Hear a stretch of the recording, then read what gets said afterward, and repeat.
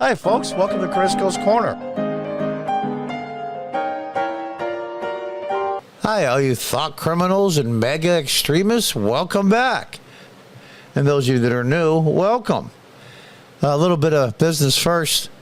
I've been getting some notices from my subscribers. They've been getting unsubscribed. So if you could check your status and do it fairly frequently to make sure you're not being unsubscribed by YouTube, I would appreciate it. So here we are in the press room at the White House. This is the president talking. She is the spokesperson for the president, period. And Peter Doocy asked her a straightforward question. Granted, a little loaded, I'm not going to lie. But it's how she answers it or doesn't answer that's the important part. Let's listen. Thanks, Green. Do you consider Donald Trump to be a political rival of President Biden? I'm not going to speak to that from here. Well, you talk about Trump all the time. So do you consider him to be... I don't talk about Trump all the time. Yeah, you talk about Trump all the time. He's the boogeyman. He's the reason for all the bad things, and Joe Biden is the white knight on the white horse is going to save us all. Of course you do. Ultra MAGA, you guys were criticizing his handling of COVID last week. Yeah. You've mentioned his January 6th response a couple days ago. So can you say, based on all that, I didn't say anything about Mar-a-Lago. I'm just asking you if you consider the president... They're on the defensive. That's a bad sign for them. It's a bad look for them. Of course, being the agenda and what they've done, or not done, I should say, in the country, yeah, I might say they're on the defensive. But as far as this recent Mar-a-Lago raid by the FBI, which the mainstream media, most of them are not calling a raid anymore, they're calling it a search warrant because it's causing backlash. They shot themselves in the foot again. Let's watch and see what else she doesn't say. I'm saying from here, I'm not going to comment on that.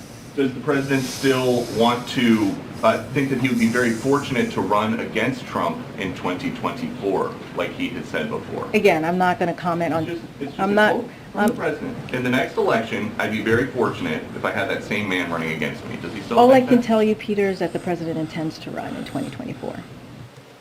Does he intend to run, honestly? The scary part is maybe he does. He just doesn't know he's not running yet. It's not up to him. That's the fine point of it. Is there a concern here that if you guys don't say more, then these Republicans who are accusing this White House of weaponizing the Justice Department, weaponizing the FBI, that's going to become the public sentiment? If you guys don't say once and for all, we are not doing that. First of all, we're just not going to comment on the Department of Justice investigation. Okay, We're just Which is a lie. They comment all the time. They commented continuously on the so-called border guards that were supposedly whipping migrants crossing the border unlawfully. They do it all the time. not going to comment on that. Is this White House weaponizing the Justice Department and the FBI against political opponents? Now, this should be a very easy question to answer. And the answer always is, even if it's true, the answer is, that's ridiculous. That would be a ridiculous thing to do, and we wouldn't want anything to do with any of that. And, of course, that's not true. But she didn't say that. Listen to what she says. The president has been very clear from before he was elected, very clear on this. Hold on. Throughout his time in office. I heard the quote. We will be playing the quote tonight at 6 o'clock. Is this administration weaponizing the Justice Department and the FBI against political opponents? Peter, the president believes in the rule of law. The president believes in the independence of the Department of Justice. That's a yes or no? No, that is, White House. no, it's a yes. No, it is a yes or no question, and the answer is always no. Yeah, the question was a little loaded to be sure. The independence of the Justice Department? You mean when Joe Biden chimed in on the Kyle Rittenhouse case before he knew anything about it? Anything about it. Amazing to me. The border guards supposedly whipping, justice will be done and they will pay. You always interfere. You always open up your mouth. A sitting president or a person running for president says a person is guilty while they're on trial. You do it all the time. Yes or a no for you. I'm answering the question. You may not like it, but I'm answering the question.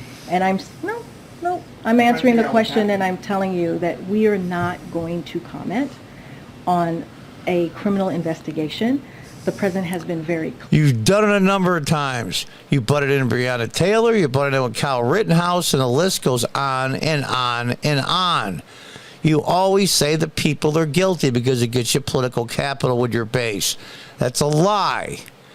You couldn't answer the question, is the president using the DOJ as a weapon against his political enemies? And the answer is yes. But of course you have to say no, and she can't do that. She's not under oath. She's not under obligation to tell the truth. We know that for certain. What's the deal? Maybe they didn't know about it. Maybe it got to the White House, but not to the president, because Joe Biden isn't really the president in making the decisions. The small cabal of faceless, nameless people are really the president, and Biden found out about it either at the last minute or after the fact. That's probably true. Clear. I laid out what his thoughts were back on January 7th in 2021 about how he saw the Department of Justice. And I'm just going to leave it there. We're not going to comment from here, from this White House, on a criminal investigation that is currently happening. Lie upon lie. You do it all the time. When it's an advantage to you politically, you do it constantly. Every single shooting, like I said, Kyle Rittenhouse and dozens of others, you always open up your mouth or you have your surrogates do it. It's amazing to me. Why are they getting so defensive? If they get the notification, guess what? You see what's in the boxes. There's really nothing there. How are we going to spin this? They wouldn't let Trump's lawyers stay in the room while the boxes were being removed. How come? That's standard procedure. Why didn't they just go to a judge and say, listen, he's got some boxes, the National Archives wants them back, he thinks he can keep them, executive privilege, blah, blah, blah. Okay, fine. We'll let a judge decide. You get a court order and you go to Mar-a-Lago and say, here's a court order. We're picking up the boxes. That's the procedure. It's been done before. The Clintons had hundreds of thousands of dollars, if I'm not mistaken, in furniture. There's always this little dispute on what records belong to who under presidential privilege. It's very common when they switch presidents or change presidents. But he is weaponizing it. Did Biden give the order to raid Mar-a-Lago? I don't believe so. Was he told of their intentions to do it? Yes, but I think after the fact, after the decision was made, he was told what they were going to do. He is not really the president. The bureaucrats in the administrative state are the president. And that is incredibly dangerous, because someday, not just someday, very soon, in the near future, that administrative state is going to be turned on the Democrats. And what are they going to say? Administrative state is justice is blind, so to speak, and who they go after if you don't toe the line. Interesting how she won't answer the question. By not answering the question or answering it the way she did, she answered the question. Until next time, goodbye and good luck.